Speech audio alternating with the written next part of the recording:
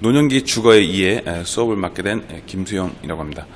이번 시간에는 실질적인 주거 생활, 나이가 들었을 때 어디서 누구와 어떻게 살아갈 것인지에 대한 그 부분에서 그 시니어 하우징이라고 보통 표현하죠. 이 부분에 대한 부분을 한번 살펴보도록 하겠습니다. 강의 목차로서는 노년기 주거에 대한 부분과 노년기 주거, 여러분들 잘 아는 실버타운에 대한 부분을 기본적인 내용을 살펴보도록 하고요. 그리고 마지막으로 공동체 주거에 대한 부분을 살펴보도록 하겠습니다. 노년기 주거. 노년기 주거 개념으로서는 어디서, 그러면 누구와 어떻게 살아갈 것인지에 대한 고민이 필요한데요. 어디서라는 그 의미를 봤을 때 여러분들 장소에 대한 부분이 있죠. 그래서 그림에서 보는 것처럼 로케이션, 어떤 위치에서 살아갈 것인지, 내 집이냐 아니면 어떤 시설에서 같이 살 것이냐, 어떤 외부 도심이냐 아니면 그 지방이냐, 어떤 이 위치에 대한 부분들이 있겠고요. 누구와 어떻게 살 것인지에 대한 부분은 라이프 스타일, 어떠한 삶을 어떤 라이프 스타일을 가지고 어떠한 그 여가 생활이라든지 교육 또는 이 삶에 대한 부분들, 그리고 메디컬, 의료적인 부분들이 필요하죠. 나이가 들어서 신체적인 노화로 인해 발생할 수 있는 여러 질병들, 그리고 그에 대한 대처를 위한 의료적인 부분, 그리고 마지막으로 이제 파이낸셜, 재정적인 부분들이 필요하죠. 아무래도 이 집에 대한 부분이다 보니 이제 부동산이라든지 이런 그 실질적인 그런 생활에 대한 비용, 이 여러 가지 영역들을 함께 고려해야 되는 부분이 바로 노년기 주거에 대한 기본적인 부분이라고 볼 수 있겠습니다. 그에 따라서 은퇴를 위해 나에게 적합한 그런 주거 생활이 무엇인지, 이에 대한 부분을 찾아야 되는 부분들이 발생할 수 있다는 것이죠. 노년기 주거 개념으로서 고령자 주택에 대한 부분인데, 이 신체적인 노화로 인해서 발생할 수 있는 그런 이동에서의 부자유, 그리고 아무래도 은퇴 이후 노년기에 사는 그런 주택이다 보니 젊었을 때 젊은 시절에 살았던 형태와는 좀 다른 부분들이 나타난 것이죠. 신체 노화이란 이동의 부자유뿐만 아니라 사회적 교류에 대한 감소, 그리고 집안에서 가족들과 지내는 시간이 좀 많아질 수 있는 그런 시기라고 볼 수 있겠습니다. 그러다 보니 고령자 주택은 좀 다른 특성들을 갖고 있어서 집안 내 낙상이라든지 이런 노화로 인해 발생할 수 있는 그런 신체적인 부자유로 인해 발생할 수 있는 안전사고를 예방할 수 있는 부분들이 필요하고요. 그리고 어떤 의료적인 부분, 간병에 대한 그런 부분들도 함께 결합되는 그러한 이런 조건들이 이제 필요하다는 것이죠. 그에 따라서 고령 친화적인 에이지 플렌들리한 그런 구조를 갖춰야 될 필요가 있다는 것입니다. 노화에 따라서 주거 환경 형태도 다양하게 나타날 수 있는데요. 그림에서 보는 것처럼 맨 아래에는 누구나 사용한다는 것은 젊은 시절에 어떠한 그 신체적인 장애 없이 이제 누구나 사용할 수 있는 부분에서 점차 이제 노화가 이제 진행됨에 따라 이 주거 환경도 다양한 그 형태를 갖출 수 있다는 것입니다. 처음에는 이제 노화가 단계가 낮을 때는 독립적인 생활주택에서 이제 누구나 사용하고 이제 하던 부분이 이제 그 고령화가 좀 더 진행되고 노화로 인해서 몸이 좀 불편해짐에 따라 고령 친화적인 주택이 이제 하나의 그 주거 옵션으로 나올 수 있다는 것이죠. 그에 따라서 노화가 더 진행됨에 따라서 이제 생활적인 서비스, 어떤 부분에서 이제 누군가 청소를 더 해주고 음식을 마련해주고 이런 부분들이 젊었을 때 평생 해왔던 부분들인데, 이런 부분에서 누군가가 대신 이런 서비스를 해주는 것이 이제 욕구가 생겨나고, 그에 따른 생활 서비스와 고령 친화 주택이 함께 결합된 형태가 나타난다는 것이죠. 그리고 이제 요양이라는 부분이 이제 나타나게 되는데요. 그에 대한 그 기반은 바로 노화가 점차 진행되고 몸이 신체적으로 불편해지고, 또한 그 간병에 대한 이슈가 발생했을 때 이러한 그 고령 친화적인 주택 내에서 생활 서비스와 요양 서비스가 결합된 형태의 그 주거 형태. 그리고 궁극적으로는 이제 종말 단계에서는 거동이 불편해지고 이제 간병이 많이 이제 집중적인 의료가 필요한 그 시기에는 요양시설에 접어드는 시기로서 단계적인 그런 그 고령 친화적인 그 주거 형태가 나올 수 있다는 것입니다. 유엔에서는 사회규약위원회에서는 노년기 주거 결정 고려 요소로서 7가지를 제시를 하고 있습니다. 첫 번째로는 점유의 안정성이고요. 두 번째로는 적절한 주거비 부담. 세 번째로는 최저 주거 기준의 확보. 네 번째로는 적절한 주거 기반 시설 및 서비스가 제공되어야 된다. 다섯 번째로는 가족들의 접근 가능성이 필요하다. 여섯 번째는 입지가 적절하게 갖춰져야 된다. 일곱 번째는 문화적 요소가 잘 반영되어야 된다. 이러한 부분들을 노년기 주거 결정한 데서의 고려해야 될 부분으로 보고 있는데요. 이 시기를 적용되는 그 연령대로 본다면은 비교적 활발한 생활은 60, 70대뿐만 아니라 신체 활동력이 저하되는 80대, 90대에 적용된 그 부분이 바로 노년기 주거의 그 시기라고 볼 수 있겠죠. 고령자가 노후 주거지 결정 시 다음 질문에 고민을 할 필요가 있습니다. 첫 번째로는 고령이 되어 가면서도 오랫동안 머무를 수 있는 주거지인가. 이 부분은 어떻게 보면은 그 지금 살아왔던 그 집이 노후가 되면서 개인적으로 신체적 노화로 인해서 거동이 좀 불편해지고 안전사고가 발생할 수 있는 부분들에서 얼마만큼 안전하게 잘 오랫동안 머물 수 있는 주거지인지 이것들을 확인할 필요가 있다는 것이죠. 두 번째로는 자녀, 친구, 친척들과 원활하게 접근을 할 수 있는 곳인가. 사람들과의 교류를 하고 고립되지 않는 그런 환경을 갖춰야 된다는 부분이라고 볼 수 있겠죠. 세 번째로는 주택을 노후 자금으로 활용할 수 있는 방법은 무엇인가. 어떻게 보면 이 연금적인 부분과 연계된 부분이라고 볼 수 있는데 이 생활비적인 측면에서 아무래도 젊었을 때에 비해서는 노년기에 그 소득적인 부분에서 줄어들 수 있는 부분을 이 지금 살고 있는 집을 어떻게 그 자금으로 활용할 수 있는지 영목이지와 같은 부분과 연계될 수 있다고 부분인가 연계된다고 볼 수 있겠죠. 다음으로 문화활동, 사회활동, 다양한 사람과 교류를 골고루 할 수 있는 곳인가, 사회적 관계를 계속 유지할 수 있는 곳인지에 대한 부분이라고 볼 수 있겠습니다. 또 이어서 연령대별로 생활 스타일이 변해도 이사하지 않고 살 수 있는 환경인가. 이거는 이제 에이징 인 플레이스와 같은 그 나이가 들어서도 한 곳에서 지속적으로 살아갈 수 있는 환경인지 이거에 대한 부분들을 이야기한다고 볼 수 있겠고요. 그리고 온도, 습도, 풍경과 같은 자연 여건이 적합한가.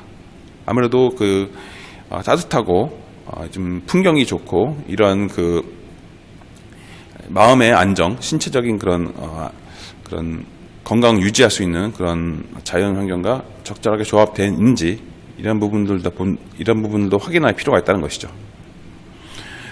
다음으로 노인들의 낙상 사고를 방지할 수 있는 안전하게 집을 수리할 수 있는 곳인지에 대한 부분도 있고요.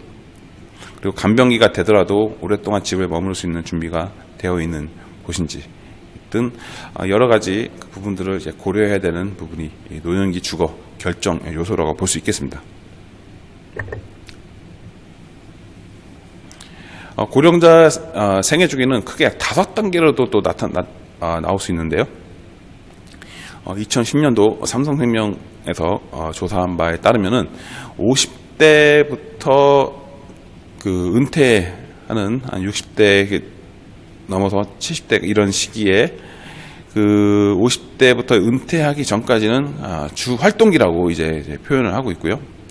그리고 남성과 여성에 있어서의 사망에 있어서의 그 수명에 있어서의 차이가 있다는 것을 확인할 수 있는데 특히 여성이 더 오래 살죠.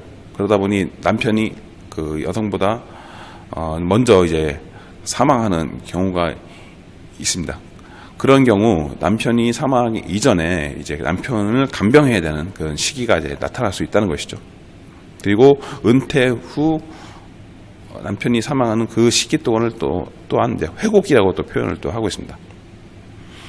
그러면 남편이 사망한 이후 부인이 그 사망하기 전까지 그 시기는 보통 부인이 홀로 생존하는 기간이라고 볼 수 있겠죠. 그리고 부인이 사망하기 이전에 또 질병이 많이 발생하는 그 시기를 또 부인 간병기라고 또 표현을 하고 있습니다. 이렇듯 고령자는 5단계의 생애 주기를 구분할 수 있다는 것이죠. 그러면 각 단계별로 생애 주기별 주거 결정 요인을 한번 살펴보면요. 활동기와 회고기를 본다면 연령대로는 50대에서부터 80대 초반이라고 볼 수 있겠습니다. 이 시기에는 활발한 사회활동과 자아실현 활동을 전개하는 시기로서 주거의 특징으로서는 사회로부터 격리되지 않는 곳에 공동체 생활을 유지하는 것이 중요하다고 볼 수 있겠죠. 남편 간병기, 남편이 이제 여성보다 더 일찍 사망한다고 봤을 때 그 연령대를 따진다면 80대 중후반, 그 사망하기 직전에 많은 이제 그런 질병과 의료적인 그런 부분들이 이제 발생할 수 있다는 것이죠. 그래서 병원에 주기적으로 취입하면서 부인의 간병을 받을 수 있는 시기라고 볼 수 있겠습니다. 이 시기의 주거의 특징으로서는 부인의 간병 활동에 불편하지 않는 유니버설한 디자인으로서 개조된 주거시설이 필요할 수 있고요. 배우자의 간병이 불가능한 경우에는 어떤 다른 요양시설을 또 이용할 수 있는 시기라고 볼 수 있겠습니다. 부인 홀몸 생존기, 남편 사별 후 아내 홀로 5에서 7년 정도 보통 생활할 수 있는데, 남편 사멸 후 보통 독신 가구, 독거 혼자 1인 가구로 생활을 많이 할 수 있다는 것이죠. 홀몸 노인 여성의 경우에는 공동체 활동을 지원하는 주거 환경이 조성이 또 필요할 수 있겠습니다.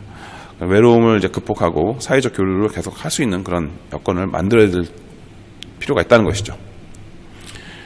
부인 간병기, 아내 사망 전에 3년 전후에 간병기를 맞이할 수 있고, 아내도 남편처럼 사망 전에 수년간 간병 상태를 지낼 수 있습니다.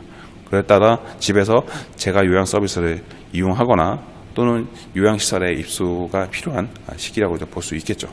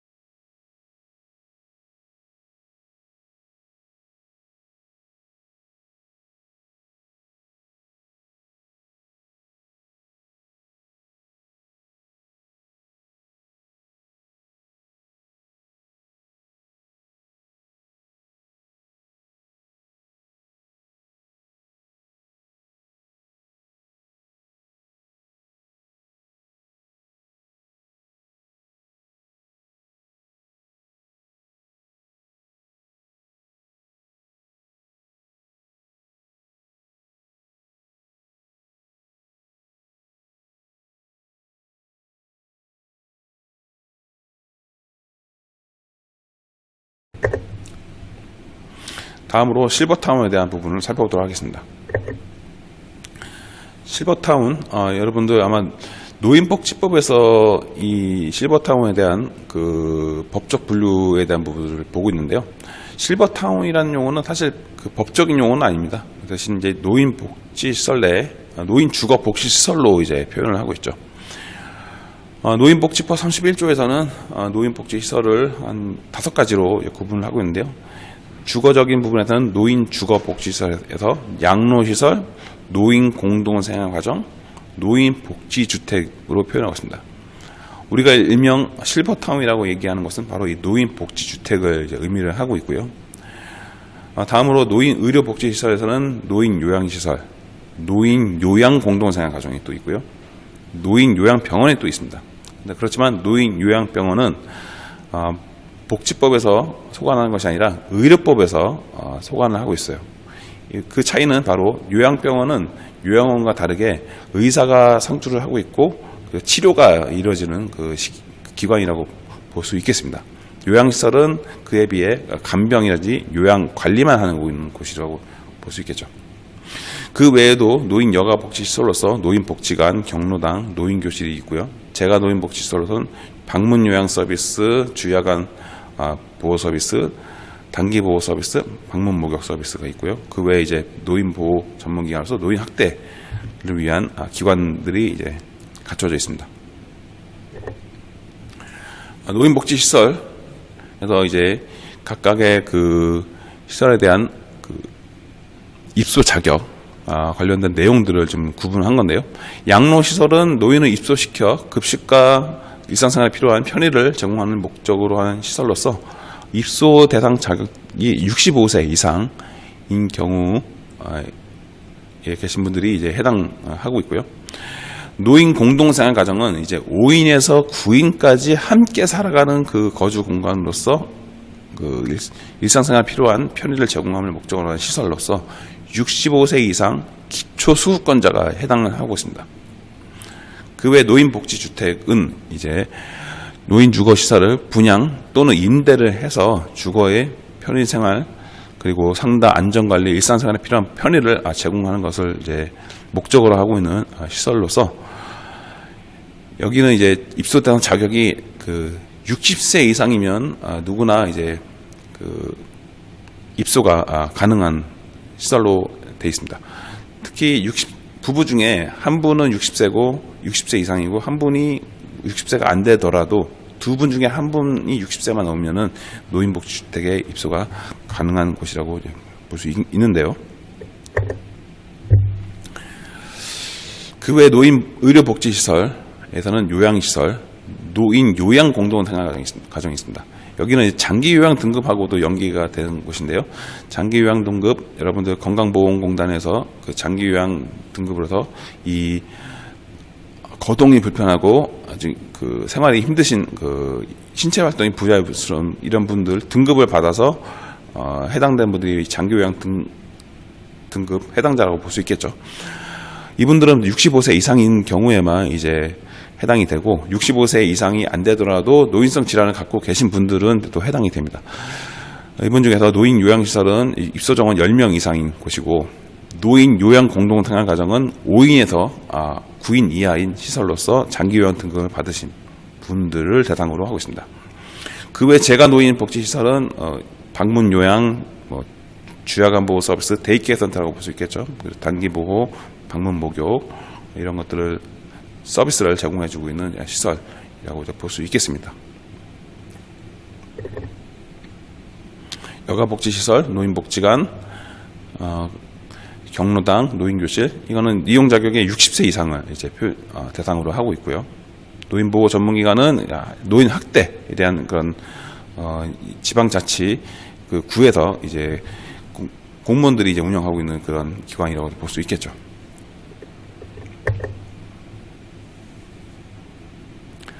해외 사례를 한번 살펴보도록 하겠습니다. 해외에서는 실버타운이라는 말은 용어는 없고요. 그리고 대신에 CCRC라는 표현을 하고 있습니다. CCRC는 Continuing Care Retirement Community로서 연속적인 케어가 가능한 은퇴자 커뮤니티로 표현을 하고 있습니다. 이렇게 미국의 사례를 가져왔는데요.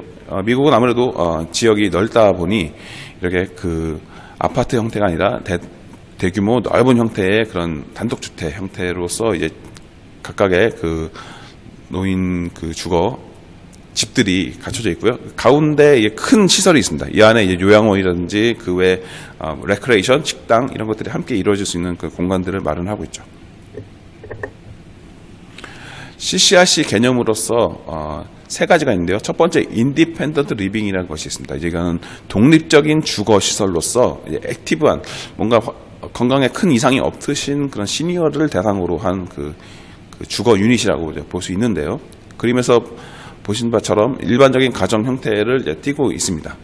그 외에 이제 고령 친화적인 그런 안전 요인도 함께 갖춰져 있는 시설이라고 볼 수 있겠죠.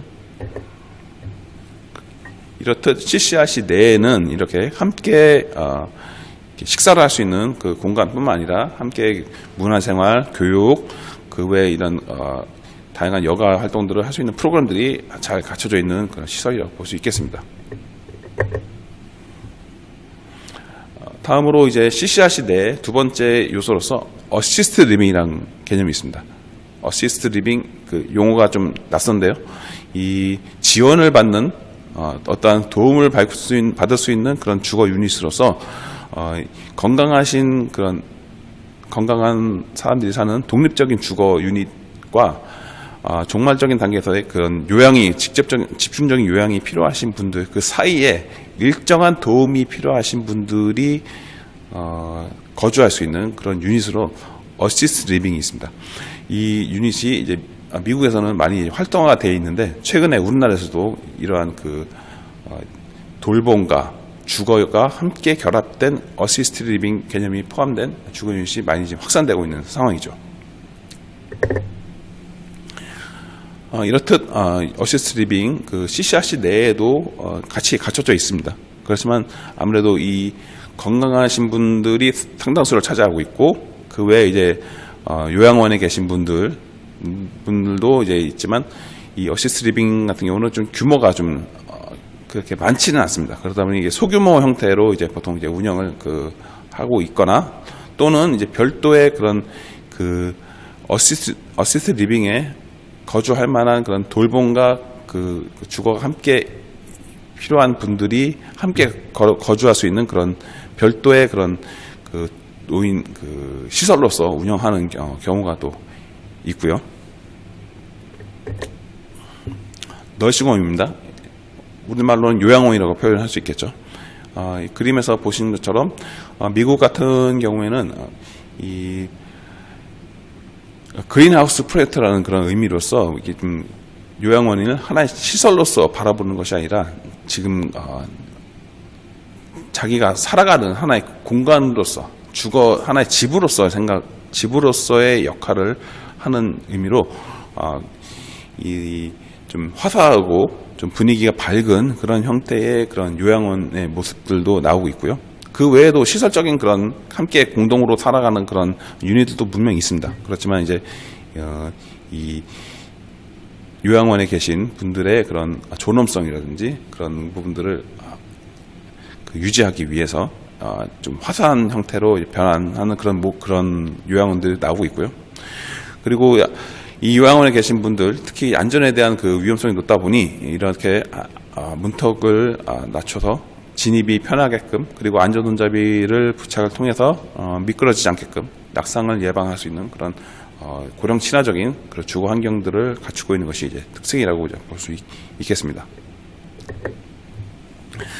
노후 주거 선택 시 세 가지를 고려해야 되는데요. 첫 번째는 프로덕트, 로케이션, 프라이스 세 가지를 볼 수 있는데 프로덕트 부분에서는 주거시설, 의료간호 서비스, 부대시설, 운영 서비스에 대한 부분인 것이죠. 그리고 환경적인 부분과 서비스적인 부분들을 이제 고려하는 부분이고요. 두 번째로는 로케이션, 자연환경과 생활환경 편의성에 대한 부분. 세 번째로는 프라이스, 분양 가격과 월 생활비에 대한 부분들을 이제 고려를 하는 부분이 있습니다. 각각의 부분들을 좀 자세하게 살펴보도록 하겠습니다. 첫 번째, 프로덕트, 상품에 대한 이야기라고 볼 수 있겠죠. 그럼 어떤 상품들을 제공하냐? 그럼 어떤 주거시설들을 갖추고 있는지, 그에 따른 서비스가 무엇인지, 서비스로는 의료 간호 서비스가 있겠고요. 건강관리 서비스가 또 있겠습니다. 그 외에 어떠한 그 부대시설, 다양한 그런 문화라든지 교육, 상담, 식사 같은 여러 가지 부대시설들이 잘 갖춰져 있는지 이런 것들을 이제 함께 고려를 할 필요가 있는 것이죠. 그 외에도 별도의 서비스로서 생활 지원 형태로 가사 지원이라든지 그 외에 어떤 그 물건들을 이제 따로 비치한다거나 그 외 같은 편의 시설들이 잘 갖춰져 있는지 이런 것들을 이제 확인할 필요가 있습니다.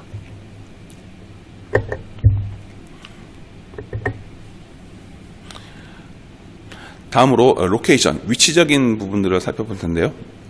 실버타운을 볼 때 크게 세 가지 또 네 가지로 구분을 합니다. 도시형이냐, 도시 근교형이냐, 그 외 전원형이냐, 그 외에 이제 또 플러스 되는 게 리조트형이 또 있습니다. 여기서 네 가지를 한번 살펴볼 텐데요. 도시형과 이제 도시 근교형, 리조트형, 전원형에 있어서의 장점과 단점이 있는데요. 도시형의 장점으로서는 도시 내 기존의 공공, 의료, 상업시설 등의 이용이 가능한 것이죠. 접근성이 좋다는 이야기입니다. 두 번째로는 자녀와 친지와의 교류, 생활 편의시설 활용, 그리고 기타 도시 기능을 활용할 수 있는 부분이 있다는 것이고요. 단점으로서는 건물의 고층화, 지대 가격이 상승, 아무래도 이제 그 부동산적인 그런 비용에 대한 부담이 크다고 볼 수 있겠죠.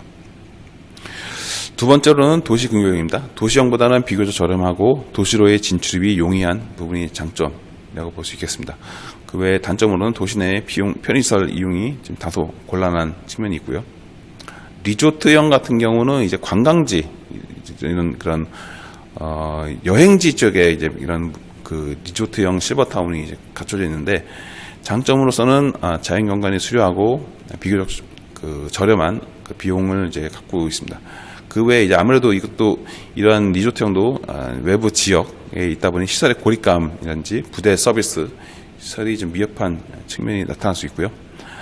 전원형 같은 경우는 이런 농촌 지역, 산간 지역 이런 지역에 이제 위치한 그런 실버타운이라고 볼 수 있는데 전원 풍경을 맡기게 할 수 있는 장점, 그 외에 화훼단지, 농원 등 경작 활동이 참여할 수 있는 가능성이 있다는 것이죠. 단점으로서는 리조트형과 마찬가지로 시설의 고립감, 부대시설의 미흡이 나타나는 부분이 있습니다. 과거에는 처음에 실버타운에 대한 그 생각을 할 때는 전원형이 노인들에게 적합하다고 했지만 최근에는 도시형, 도시와 함께 있어서 건강 서비스와 그런 그 문화 혜택 이것들을 계속 유지하고자 하는 그런 그 수요가 점차 커지고 있습니다.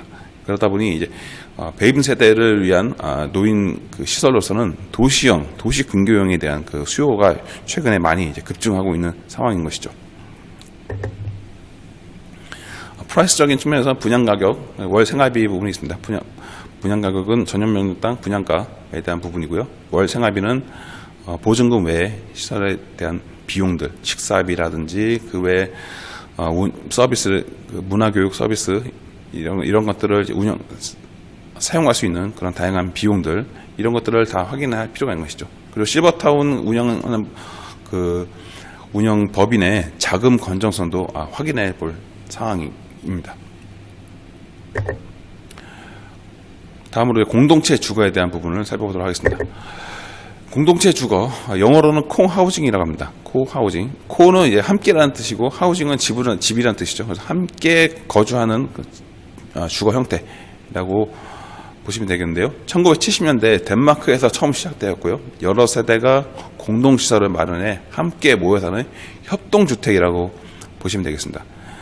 이 모델은 미국에서 더 많이 성공한 모델이라고 볼 수 있는데요. 그래서 코하우징을 전문적으로 상담하는 업체도 나타나고 있고 다른 용어로 협동주거, 공동주거라는 표현을 하고 있습니다. 그래서 미국 같은 경우는 50에서 65세 분들의 22% 분들이 한 코하우징에 대한 관심도가 높다는 것을 확인했고 대표적인 사례로 엘더 스프릿 커뮤니티, 크레이셔 서클 커뮤니티 같은 다양한 그런 코하우징 그런 공동체 마을들이 있습니다.